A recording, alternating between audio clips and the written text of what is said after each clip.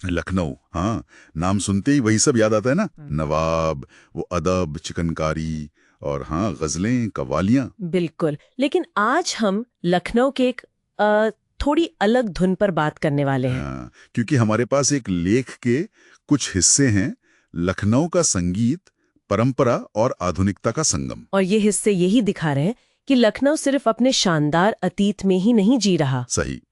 ऐसा लगता है कि शहर अब मॉडर्न संगीत का एक बड़ा दिलचस्प केंद्र बन रहा है। हाँ, जहाँ पुराना और नया साथ साथ चल रहे हैं, घुल मिल रहे हैं। तो चलिए इसी संगम को आज थोड़ा और समझते हैं, इसकी गहराई में उतरते हैं। जरूर। शुरुआत तो जड़ों से ही करनी होगी।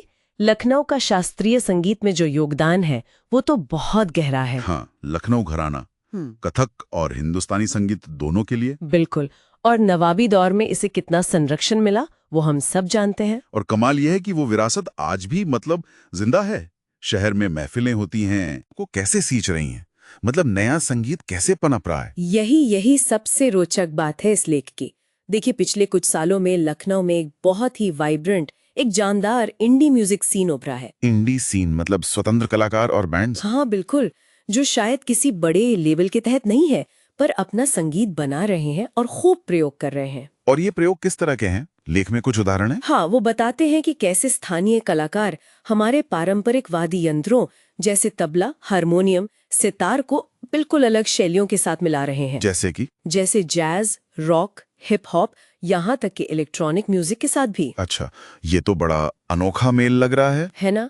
लेख में एक जगह गोमती नगर के किसी कैफे का जिक्र है, जहाँ शायद किसी ने बेगम अख्तर के गजल और एड शेरन के गाने का मैशअप सुना। कमाल है, बेगम अख्तर और एड शीरन। हाँ, और लेख इस पर जोर देता है कि ये सिर्फ कोई मतलब अटपटा सा प्रयोग नहीं है। तो फिर क्या है ये? ये दिखाता है कि कैसे ये युवा कलाकार अपनी जड़ों को नकार नहीं रहे, बल्कि उन्हें अपना रहे हैं, एक नए बिल्कुल अनोखे अंदाज में सेलिब्रेट कर रहे हैं। एक तरह से ये उनकी अपनी प्रामाणिक कलात्मक अभिव्यक्ति बन गई है। बिल्कुल सही। अच्छा, तो ये जो नई कला है, ये नए कलाकार, इन्हें मंच कहाँ मिल रहा है? क्या ये सब ऑनलाइन ही हो रहा है? नहीं, इन्हें नए तरह के अनौपचारिक मंच भी खूब मिल रहे हैं, जैसे स्ट्रीट म्यूजिक फेस्टिवल्स होते हैं। हाँ, सड़कों पर। हाँ, और छतों पर छोटे छोटे कॉन्सर्ट्स, जिन्हें रूफटॉप गिग्स कहते हैं, ये जेनजी और मिलेनियल्स में काफी लोकप्रिय हो रहे हैं। अच्छा। और इन जगहों पर माहौल बड़ा दिलचस्प होता है। लेख कहता है कि यहाँ कभी शास्त्रीय राग आपको धीमी, रिलैक्सिंग, लोफाई बीट्स के साथ सुनने को मिल सकता है। वाह। कभी उर्दू शायरी अकूस्टिक गिटार के साथ, तो कभी कोई सूफी रॉक बैंड किसी हिप हॉप क्रू के साथ स्टेज शेयर कर रहा होता है। ये तो वाकई एक संगम है। शहर की गलियों और छतों पर ही नई धुनें बन रही हैं। हाँ, और इसमें डिजिटल दुनिया का भी बहुत बड़ा हाथ है। वो कैसे? देखिए, यूट्यूब, इंस्टाग्राम, स्पॉटिफाई जैसे प्लेटफॉर्म्स ने इन लखनऊ के संगीतकारों को दुनिया भर के सुनने वालों तक पहुंचा दिया है। हाँ, ये बात तो है। अब शायद उन्हें बड़ा ब्रेक पाने के लिए मुंबई या दिल्ली जाने की उतनी जरूरत ना महसूस होती हो। शायद। और शहर के अंदर भी एक इकोसिस्टम बन रहा है।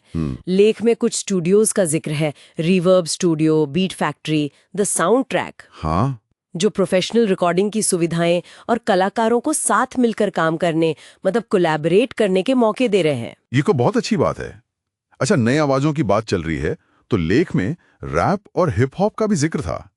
ये विधाएं तो लखनऊ की उस पारंपरिक तहजीब वाली छवि से थोड़ी अलग लगती हैं। हाँ, लगती तो थीं, पर अब वो भी अपनी जगह बना रही हैं। और खास बात यह है कि यहाँ के रैपर्स सिर्फ पश्चिम की नकल नहीं कर रहे हैं। तो क्या कर रहे हैं? वो अपनी कहानियों को, जो उनकी पहचान, उनके संघर्ष, उनके सपनों और हाँ, शहर के गौरव से जुड़ी हैं, उन्हें अवधी भाषा और यहाँ के माहौल के साथ मिला रहे हैं। अच्छा, मतलब स्ट्रीट स्टाइल कहानी कहने का एक देसी, एक अवधी अंदाज। हाँ, बिल्कुल वैसा ही। और क्या इस संगीत का असर सिर्फ मनोरंजन तक ही सीमित है, या इसका कोई सामाजिक प्रभाव भी दिख रहा है? लेख इस तरफ भी इशारा करता है। कई एनजीओज और स्कूल अब संगीत का इस्तेमाल कर रहे हैं युवाओं तक पहुंचने के लिए। किस तरह? उन्हें जोड़ने के लिए, उन्हें नए हुनर सिखाने के लिए, और शायद सबसे जरूरी, उन्हें अपनी आवाज उठाने, अपनी बात कहने का एक माध्यम देने के लिए। तो अगर हम पूरी तस्वीर को समेटें, तो ये सिर्फ पुराने संगीत का नवीनीकरण नहीं है। बिल्कुल नहीं, ये तो अपनी विरासत को, अपनी धरोहर को आज के दौर में, आज की भाषा में फिर से गढ़ने जैसा है। हाँ, मतलब अतीत को मॉडर्न क्रिएटिविटी के चश्मे से देखना। सही कहा। जैसे लेख में कहा गया है, गजल का अदब रखते हुए बेस ड्रॉप करना, या कुर्ते के साथ कॉन्वर्स पहन लेना। बिल्कुल।